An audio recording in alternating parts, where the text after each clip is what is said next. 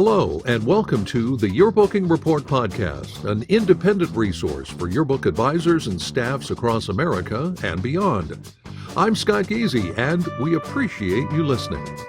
We're doing this one in mid-February, and oh boy, the rush is on, especially for spring delivery yearbooks in May or June. Stay on time or get on time. Finishing by your final page deadline date is crucial to your success. But while you're working away, here's a question. How much writing in there? From elementary school to college yearbooks, the majority of books are essentially just picture books. Now, the pics are nice until people forget who's in those pictures or what they're doing or any stories tied to those images.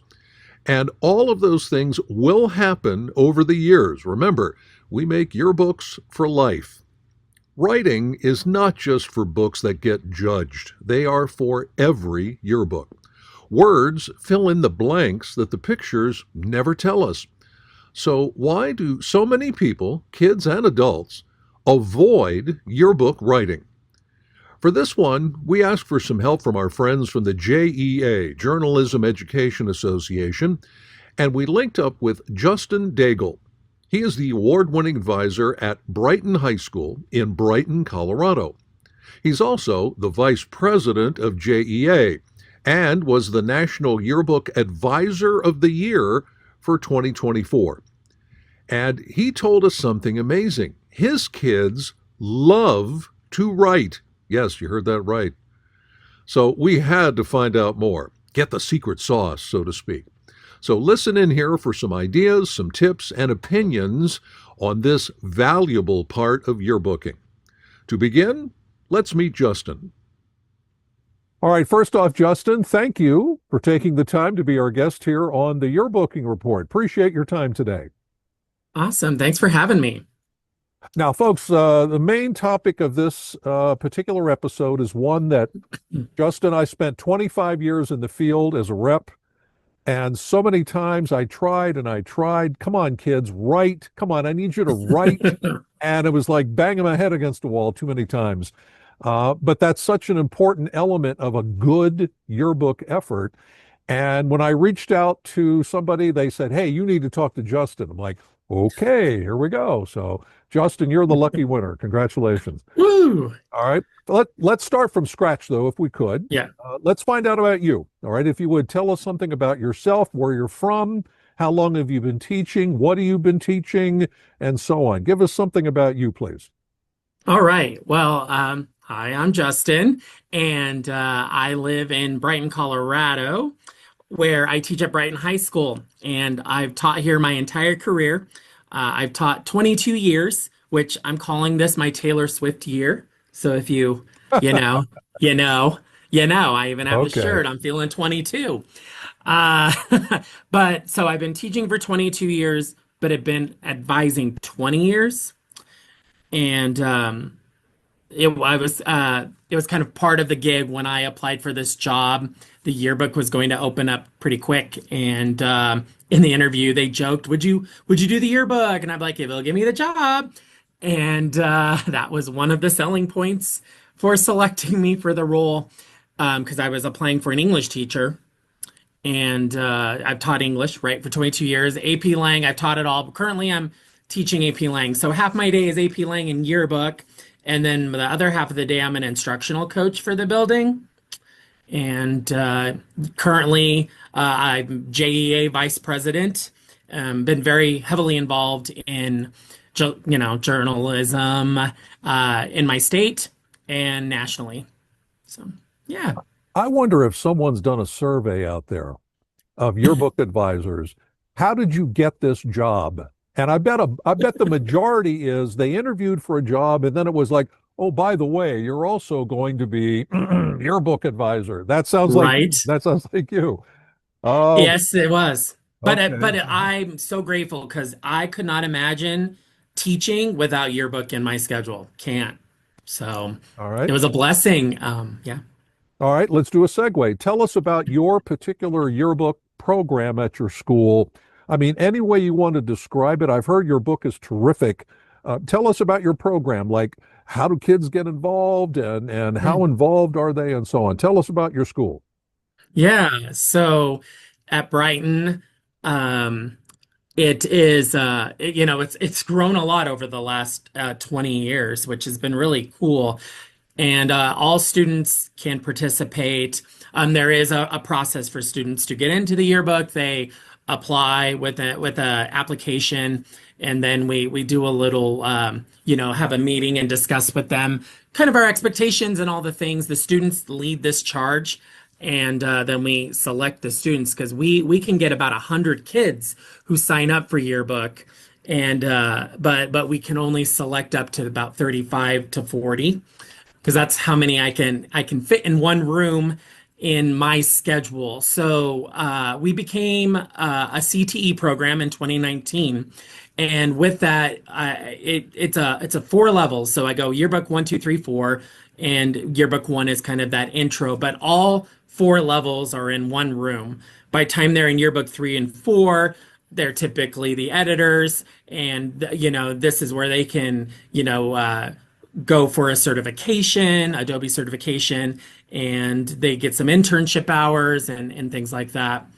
And our program, I mean, it's crazy. It's like you said, it's very successful. We've been very lucky. The kids have been honored with NSPA pacemakers, Best to Show trophies, CSPA crowns. They've definitely created a cool thing here. It's a pride of our community, and yeah, so they're doing great work. When we get to writing later on, I'm going to assume you Yes, mentioned all those great awards you've won. If there was no writing in your book, I'm going to guess you would have won few to none of those. I would assume so too. Yes, right. It's Okay. it's all the pieces and the parts. Yes. Now, you shared something with me but before we started doing the interview here, at your school, and I've heard of this, I haven't seen it. Like, I'm from the middle of Pennsylvania. I haven't Mhm. seen this where I'm from, but I've heard about it in some other places that you folks at your school have a 4-day week, Yeah. which maybe ever so slowly across the country, that's starting to grow a little bit. I'm not sure about that.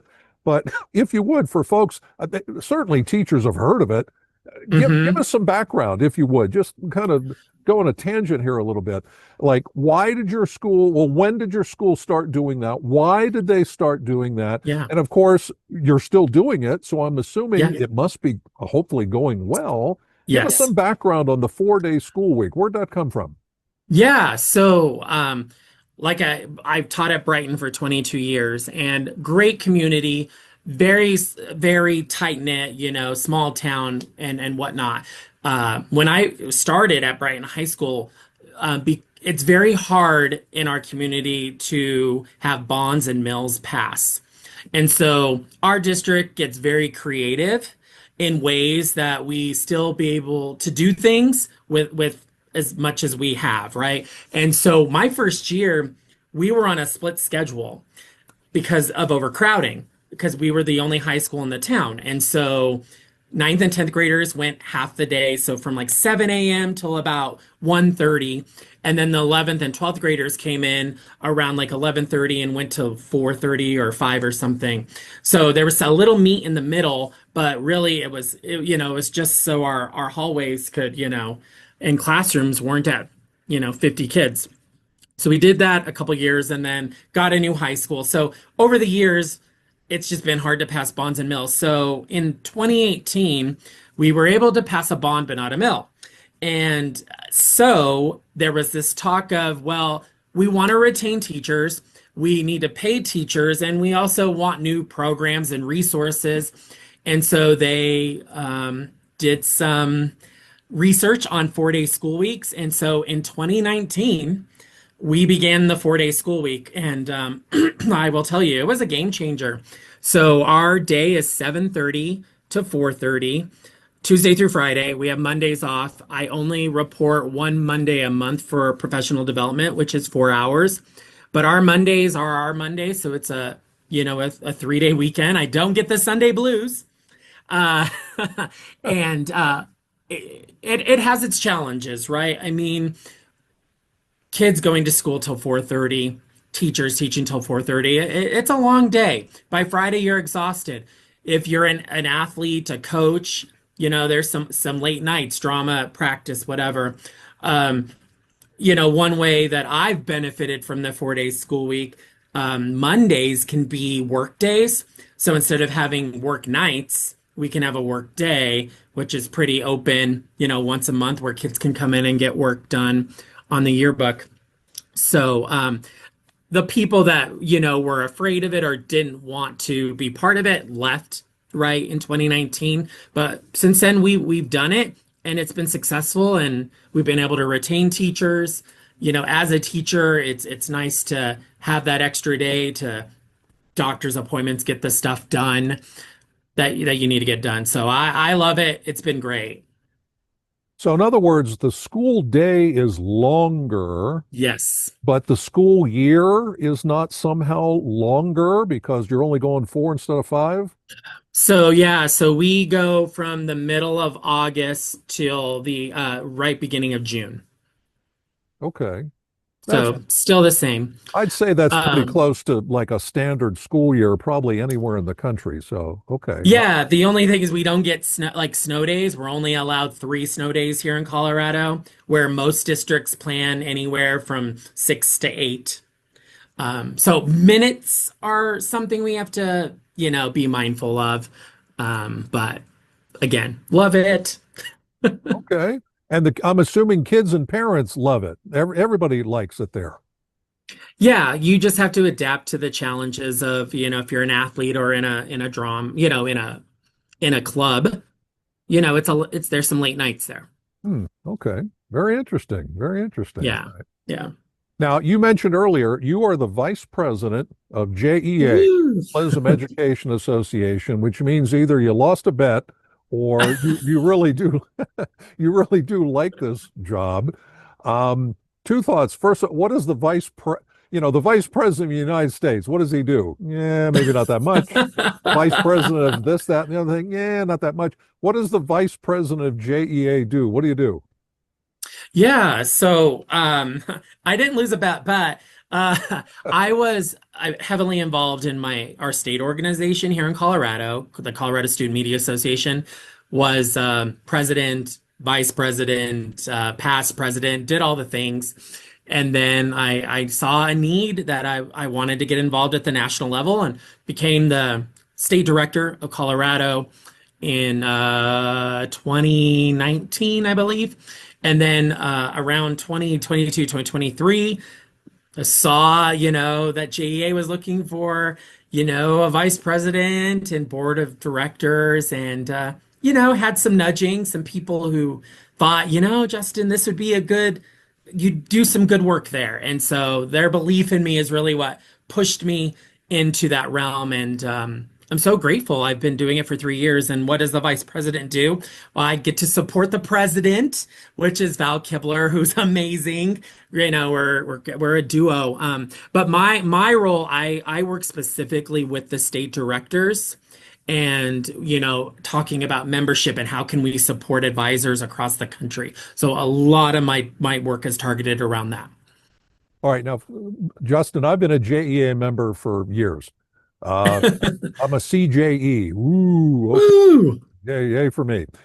I have found, though, at least where I live, which is like the whole middle of Pennsylvania, very, Yeah, very few advisors, either yearbook or like yeah, newspaper or some, very, very few are JEA members. So yeah, let's give you the chance to do the free pitch. All right. yeah. Thank Why you. should, and I have told advisors, hey, you should be a JEA member. It's not expensive. They got a lot of stuff that it can give you and so on. You make the pitch now. Why should an advisor be a JEA member? Absolutely. Thank you. I mean, I became a JEA member right away at the beginning of my career. It was something that was fostered in me by the people surrounding me that I was worked with, my yearbook rep, and that you need to become a member of JEA. And they were so right because it's all about supporting advisors. One of the big things is the curriculum. We live on an island, right? As yearbook, newspaper, broadcast, all the journalism that we do. If you're lucky, maybe something will be handed down to you, but If you were like me, that was not the case, you know. So JEA has a wealth of curriculum created by advisors for advisors, and it's continued to evolve over time. And there's just so many things there for everything. And so I would say the biggest thing is the curriculum, but also, you know, you get opportunities to become a CJE or an MJE, you know, certified journalism educator, or a master's journalism educator, you know, to add what I would call some street cred for you at your school, to let people know, you know, I've gone through this test, if you will, this certification that tells me that I'm doing some good stuff here, and I can teach this stuff. We have a great mentoring program that helps and supports advisors. We have a listserv. I mean, there are just so many avenues, and if you feel like you're on an island alone, it's just a great place to network with other advisors. I would be lost without it. I agree. A lot of great stuff there. A lot of great stuff. So, folks, if you're not a JEA member, jea.org. Just look for the information there about, you know, becoming a member and so on. Everything you need is right there.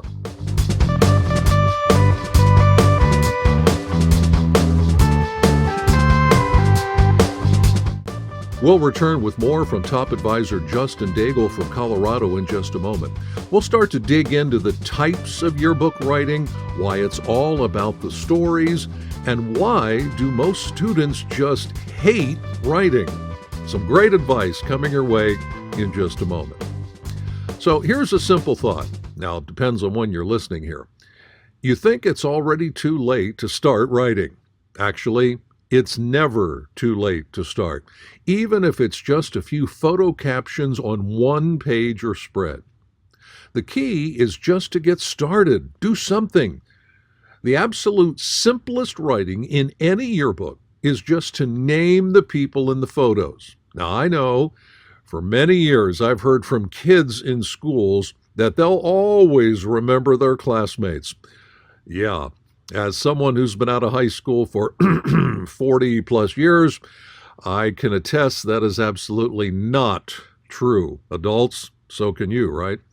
And every advisor listening would agree. Come on, how many people have you forgotten from your school days, even if you're a youngster? Not to mention that people, of course, change over time. You ever go to a class reunion and wonder, who's that over there? Turns out, oh, that's so-and-so? Yeah, happens to everybody. So what's called ident captions, which is short for identification, that's one easy way to start adding some writing to your book. So let's dig deeper into yearbook writing, why it's important, how to get started, or maybe expand what you've been doing with advisor Justin Daigle here on the Yearbooking Report. Yay. Okay, Justin, let's get to our main Yes. topic here, and I'm going to start with Yes. the loaded question, maybe the most difficult one we'll ask you here today. And it's simply, when it comes to writing, especially in the yearbook now, all right? When it Yeah. comes to writing in the yearbook, Justin, why do so many kids seemingly hate writing? I mean, just it's like pulling teeth to get them to write a one-liner or a photo caption or anything. I figure you have the answer. You're a vice president, all right? Why do so many kids hate writing? Or am I completely wrong there? Go. Um, that's a great question, because I don't know if they hate it, or maybe they, you know, when you don't know what you don't know, it's uncomfortable. And it's like I think what students, when they hear writing, they associate it to English class or whatever, you know, and I'm an English teacher, so I really try to foster writing and get kids like, no, this is great, you're going to use it, yada, yada, yada. But I think, you know, when you think yearbook, you think photos, right? The kids that are joining these programs are like, yeah, I'm gonna get to go to these events, and I'm gonna get to take these cool photos, or take photos of my friends, or whatnot. And you know, and then I think the next aspect they start to think of is the design. Like, okay, maybe I don't want to do photos, but yeah, I'm gonna design, and I'm gonna create these cool pages, and or whatever they think is cool, right? But then you hit writing, and it's like, wait, what? There's writing? Because typically when you look at some books, I mean I can talk about my own high school yearbook. There was some writing, but it definitely wasn't the emphasis, right? And I, noticed there was a theme, but was it carried out? No, it lived on the cover. So I think when kids aren't exposed to it and know the power behind it and how it all comes hand in hand, I think that's where the disconnect is. But what I have found success in, and I guess why I'm here talking, is my kids love writing. In fact, I think my kids love writing more than going to take the photos. So, yeah, I just think they need to be exposed to the things you can do and the stories you can tell, that there is power in storytelling, and we can tell stories with words, not just our photos. Justin, my experience is you're the anomaly. Okay. Everybody, with one of these probably, oh, click, click, click, click, click, click, Yeah, take yeah. photos. Okay, time to write now. And it's like, oh, it's one of these. Oh, stay away from me. All right. So we want to expose kids to writing. Let's talk about the yearbook in particular, writing in the yearbook. All right. Yeah. Like what? What are the different forms of writing in the yearbook? We'll start from square one here a little bit. How would you answer that question? Yeah, well, so first and foremost, it's the inverted pyramid style, just the regular body copy. The lead, and then, some information quotes. I went to a conference many years ago, and I don't know where I got this, because I always give credit where it's due, because I feel like people are like, oh my God, you created this. No, no, I didn't. The little cutie, a lead, transition quote. Kids just want a structure. And so providing them, like, we want a lead and we talk about leads. And then you want a transition, then quote, transition, quote. And that could really tell the story. But one of the first assignments that I do with students when it comes to writing is they write a profile. We focus on our people section, and a lot of our people section includes profiles. And then if the profile doesn't live there, it may live somewhere else in the book, as a mod, or it could be a big feature story depending on what the profile is. But my kids are part of that process.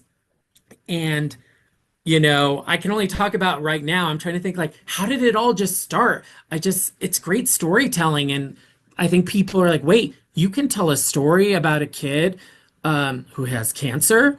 Yeah. Especially if it's impacting our community, which we've done. But we start with profiles, and we really talk about with students. If you're going to tell a profile, we want them to have this story that stands out, and everyone has a story. We just got to go find it. When you're selecting those kids, though, let's make sure it isn't, somebody that's going to be somewhere else in the book. Like this year, they were like, oh, I want to tell it about this kid who's a DJ on the side. And, that will really help promote his business. I'm like, that's awesome. Is he going to be anywhere else? And they're like, oh, he'll probably be the lead in the musical. I'm like, well, he'll get his feature there. So let's find somebody else.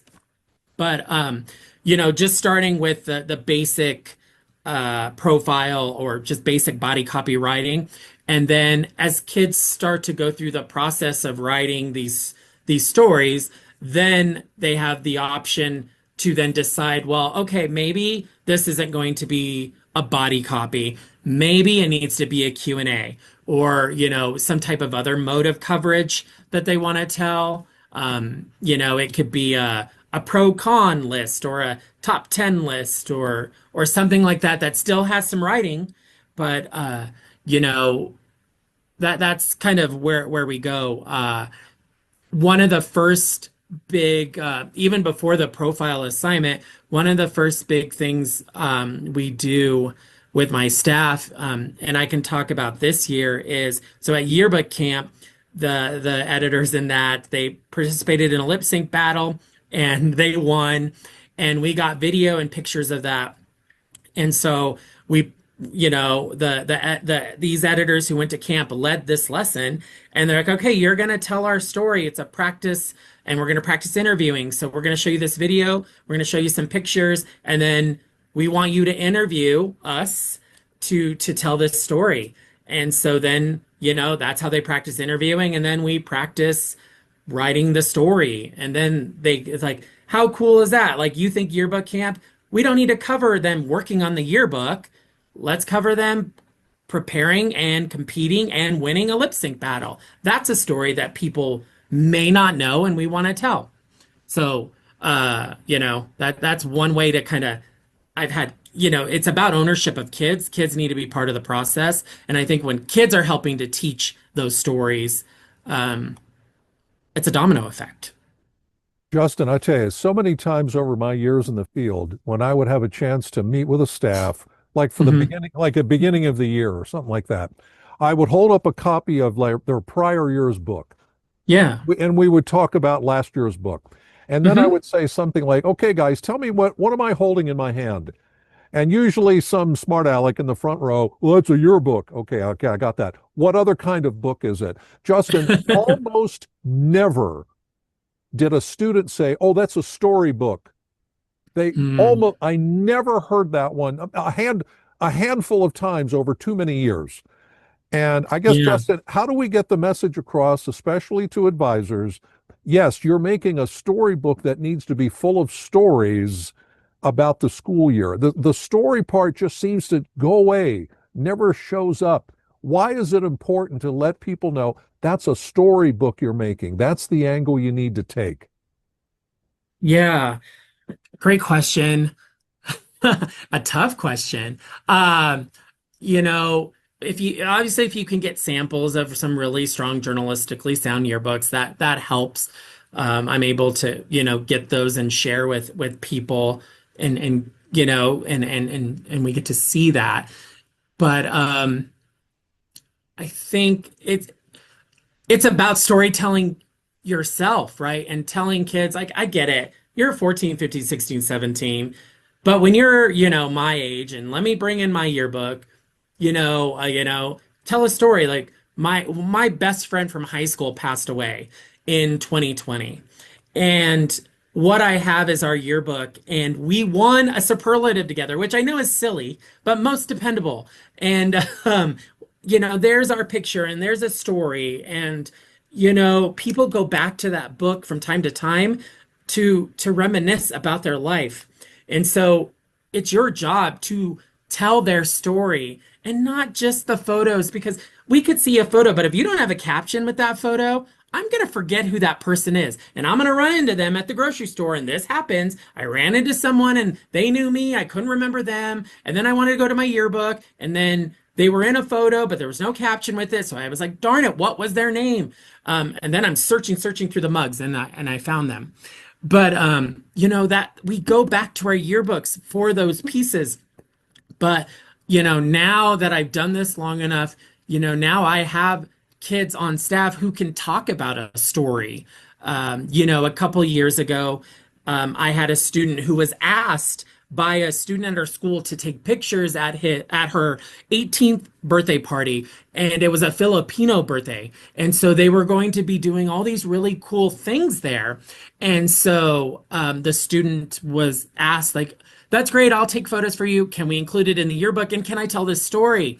And she was like, oh yeah, that's awesome. And and so a reporter went with him, and they told that story, and then the page took on a life of its own. And then, at one point they're like, can we talk about all types of birthdays? And like, let's talk about a quince. And they found a girl who did a quince, but then they're like, wait, we don't want to focus on birthdays. Can we just focus on celebrations? Because we want to get an adult in there. And, oh, this teacher just is going to have a gender reveal. Can we cover that? And let's make it about celebrations. And so this spread that just turned into this young girl's birthday, I mean, domino effect, right? All these other cool stories. And so, that really impacted that student who told that story. He's like, and that made me realize, yeah, these are the stories we need to tell.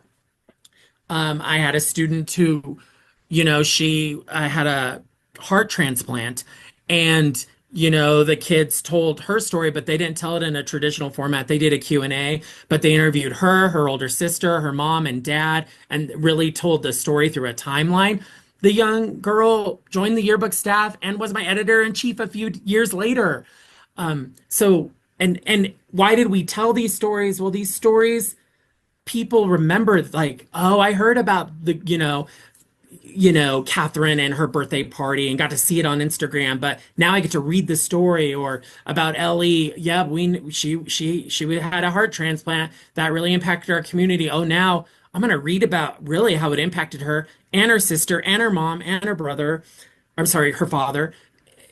And so kids just sharing, just we're telling really stories about people in the moment during that year that people want to look back on, and you may have heard about it and now you're getting the whole story to it. I think that's pretty powerful. All right, first off, Justin, I feel much better now.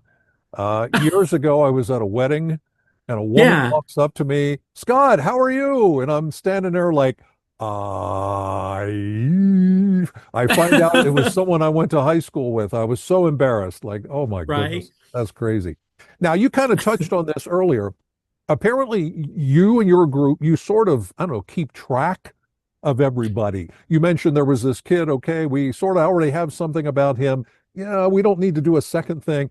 How do you keep track? Do you have like a certain, I don't know, a system or something, like a list of names and check marks or something? How do you keep track to make sure that what I've seen too many years, it's the same kids covered over and over and over and over again? Yeah.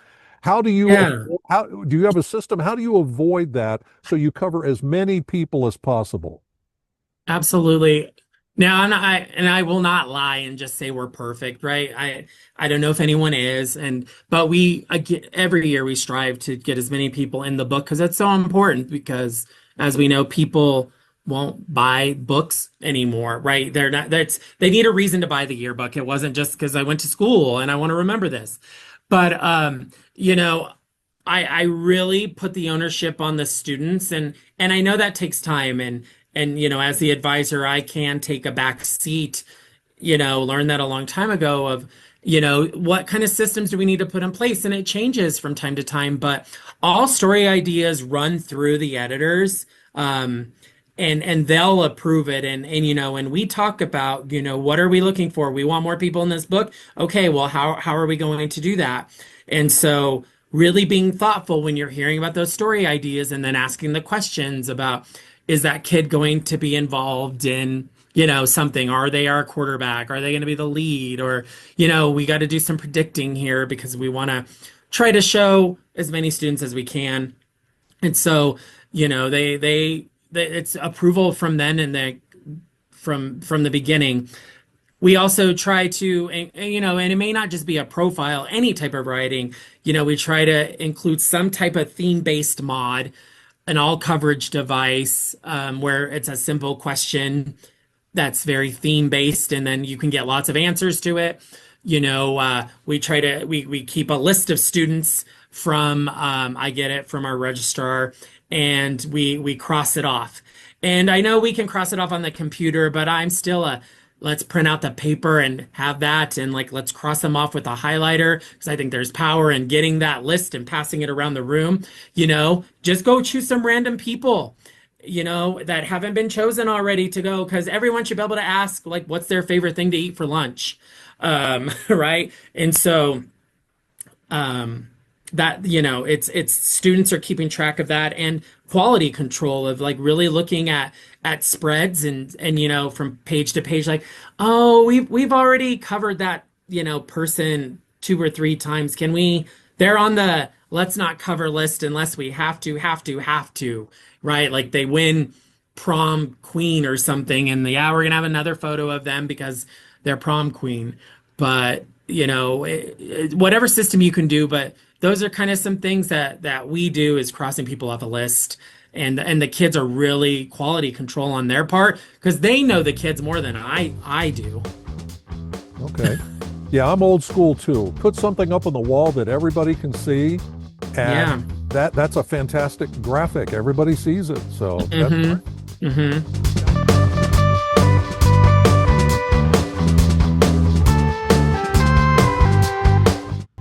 We'll get back to our final segment with JEA Vice President and Top Advisor Justin Daigle from Colorado in just a moment. He'll discuss my favorite form of yearbook writing, photo captions.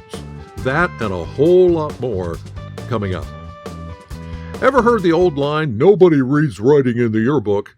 Well, that is simply wrong. Justin will address this question in just a little bit. In my experience working with yearbook kids in the field, perhaps the thought here is that students don't like writing because they don't know the process. Here's my simple rule. If it's a feature story or photo caption, doesn't matter which one, anything in between, the purpose of a first draft is just to get everything you have down on paper or maybe on a screen. Get it out there. But now here's the secret. Your first draft is never your final copy, and I mean never. That first try is just for getting all your thoughts, your quotes, anything down. And then, here's the secret. Walk away. Take a break. Maybe come back tomorrow and look it over again. This time, to get rid of unnecessary words or to refine your quotes or maybe simplify your language. A big word here is the word concise, which means just get to the point. Pare things down to the necessary items. Then, frankly, maybe walk away again. Pick it up again later, in a few hours, maybe again tomorrow. The best writers of anything, I'm talking novels, anything, refine and then refine again and probably refine again. Of course, if you wait till the last minute to start writing, well, that's a bit of a problem. Get students into a writing rhythm. Go over the basic steps with them. Make sure they follow those steps. And then after a while, they'll start doing it on their own. Works every time. Now, what about AI, artificial intelligence, and writing? Oh, there's a deep subject. Stay tuned for thoughts from advisor Justin Daigle on that and more here on the Yearbooking Report. Now, I don't know if you have, I guess we'll call it a favorite form of writing in the yearbook. For me, it's photo captions. And you touched on it earlier. Here's a picture. Who's that? And what are they doing here? And maybe a little info here, and maybe put in a quote or something. Photo captions are always short. They're not hard to, not hard to write and so on. When it comes to photo captions with your group, just sort of give a brief. What do you do? How do you do it? What goes into a photo caption with your group? Yeah, and well, then and I should say before profile writing, it is caption writing because every year I have the editors decide like how do you want to scope and sequence everything. It's your yearbook and I will help support, and we always start with photography because we got to get photos going right away. But then with those photos comes the captions. And so, again, done it a couple different ways. For many years before I had kind of students kind of take the lead, I would put a picture of myself up there doing something in my classroom around The Great Gatsby because I love The Great Gatsby and I introduce it, I dress up and do this big monologue and song and dance because I'm that crazy, weird English teacher that dresses up all the time to introduce novels. And then I have them, interview me and write a caption for it. And then it's turned into finding a student who like, what did you do this summer? Let's put a picture up there and let them interview you. Like we had a girl who won a pageant this summer on staff. And so picture of her winning moment and they interviewed her. But with a caption, it's more than just a sentence. It's more than just a sentence. The ABCs of caption writing is kind of what has been my thing. I love I went over the little cutie structure is important. Kids need structure. So, tell the action of the photo. So that first sentence should tell me what's hanging in the photo, but as many details as possible, right? The who, what, when, where, why, but you're also filling in the details that aren't there. Like, yeah, I may be dribbling the ball, but I'm dribbling the ball against who? What's the date? Do we know what quarter? Do we, did I just get it passed to me? Like anything that you can add to tell the story of that moment in time. And then a second sentence is background information. It's the B. And then, anything about that's relevant to the photo. We talk about what's relevant and not relevant. Like, oh, that student wants to do this in college. I'm like, is that relevant to the photo? No. So, what's the background to it? And then C is the complementary information, which is a direct quote.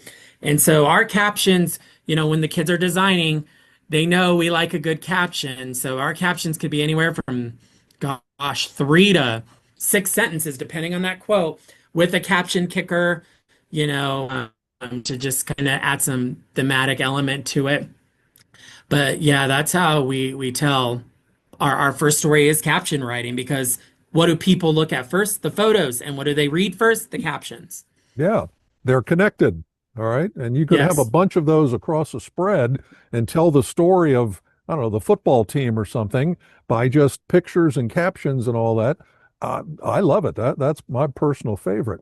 Now, Justin, in all Hmm. the years that you've been doing this, come on, be honest now. Have you ever had Yeah. somebody come up to you? Come on, nobody reads the writing in a yearbook.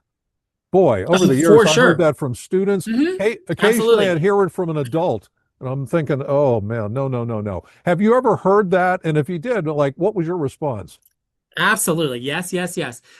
Which what story should I tell? I Keep it to mean, what keep it I to always one. tell, I know, right? What I always tell kids when it's there's kind of two answers here. So one, they may read the whole thing now, but they will read it 10, 5, 20 years from now. They'll pull it off the shelf and that's maybe when they'll read it. Okay.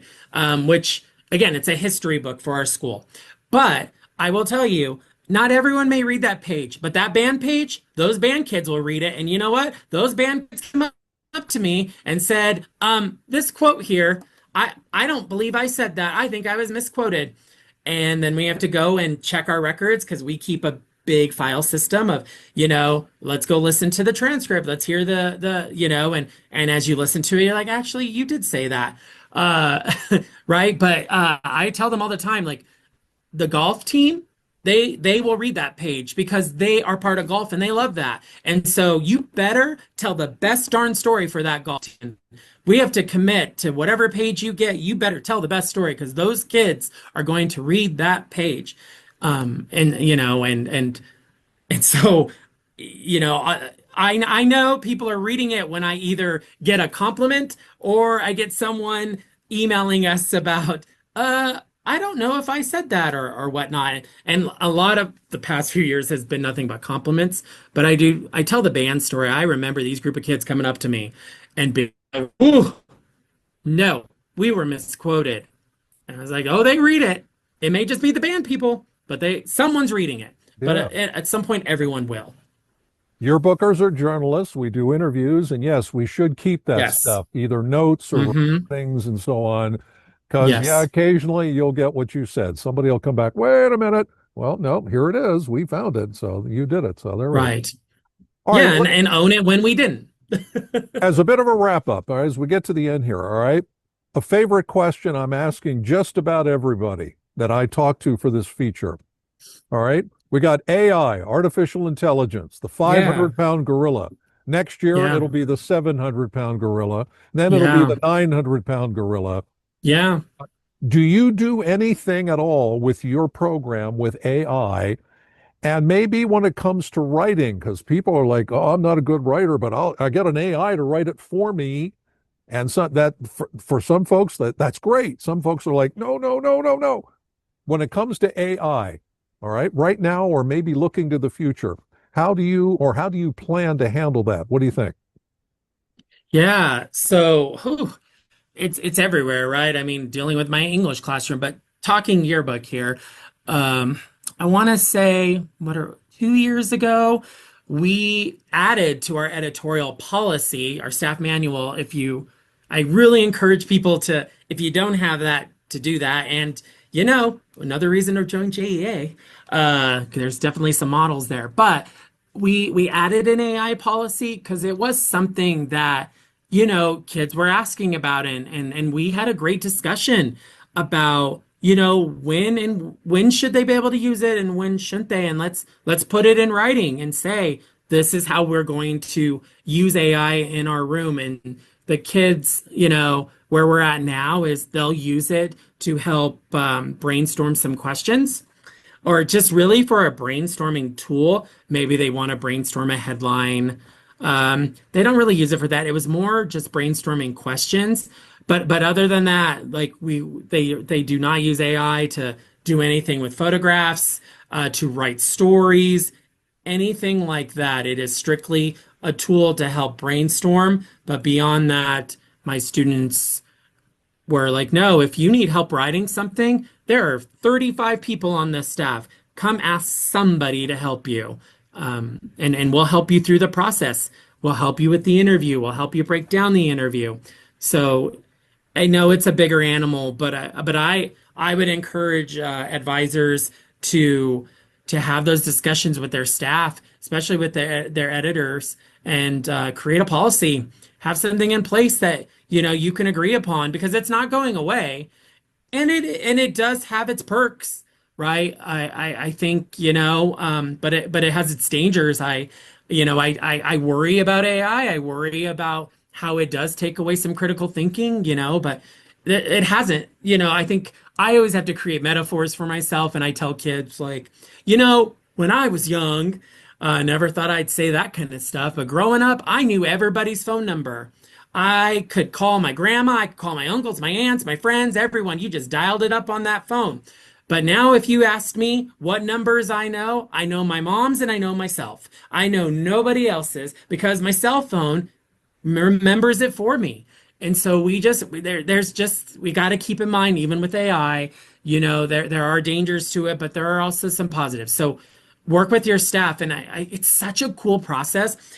I loved the discussions that we had, and kids will be honest. And I think we have a really good policy right now. It's working, and we revisit it. We'll revisit it next year if we want to add something to it. So, yeah, that's kind of where we're at with AI. All right, that's some good advice, actually.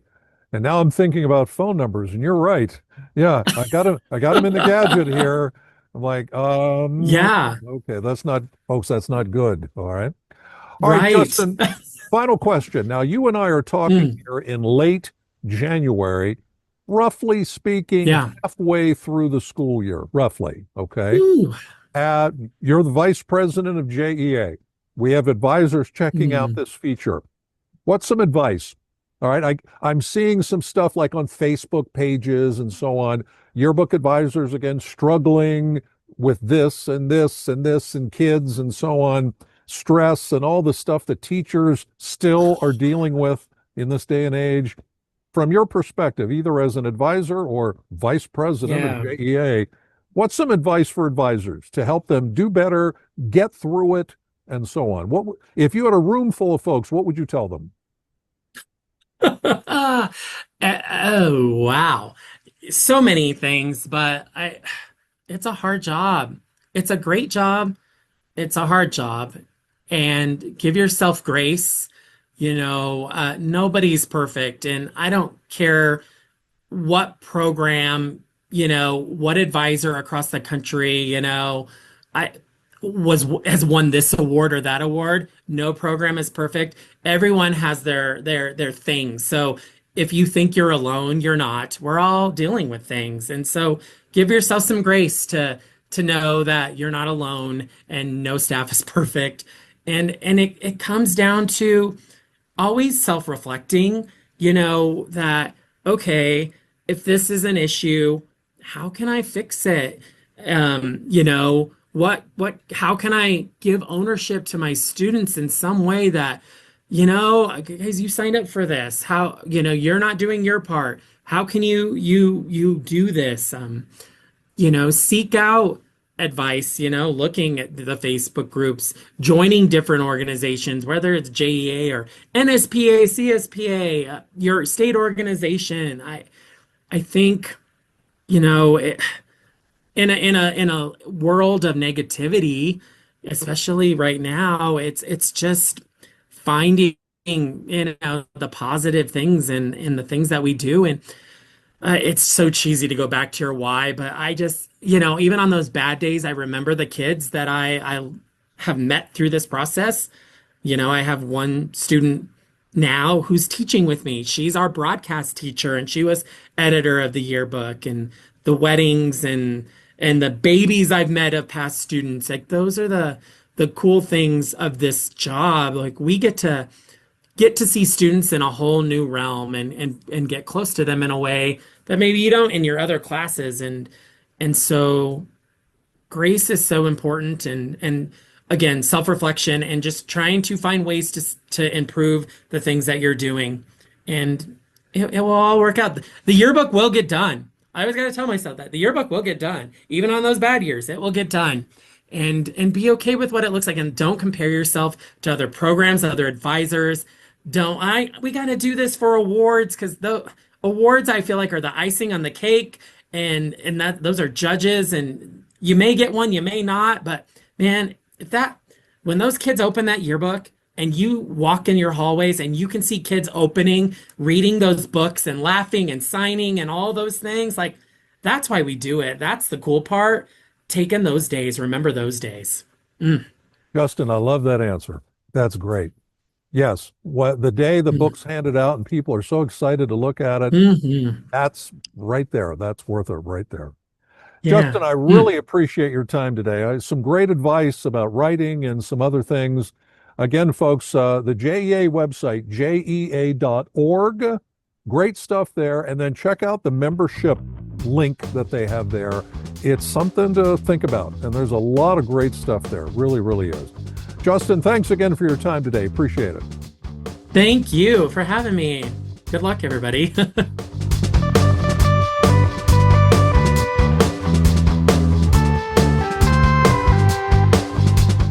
A big thank you again to Justin Daigle from Colorado and the JEA for his insights into yearbook and especially yearbook writing.